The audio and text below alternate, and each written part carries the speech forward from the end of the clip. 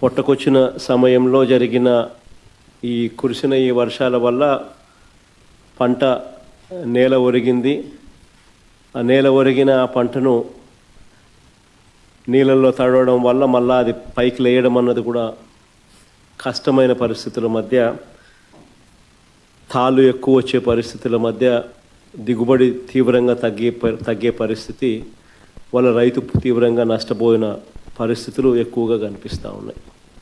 శ్రీకాకుళం నుంచి మొదలెడితే దాదాపుగా నెల్లూరు దాకా కూడా, ఇంకా నెల్లూరు నుంచి కూడా కాస్త ముందుకు కూడా ఈ ప్రభావం కనిపిస్తూ ఉంది. కర్నూలు, కడప, అన్నమయ్య జిల్లాలు, చిత్తూరు జిల్లా, ఉమ్మడి చిత్తూరు జిల్లాలో కూడా, కర్నూలు, నెల్లూరు ప్రాంతంలో కూడా ఈ ప్రభావం కూడా కనిపించింది.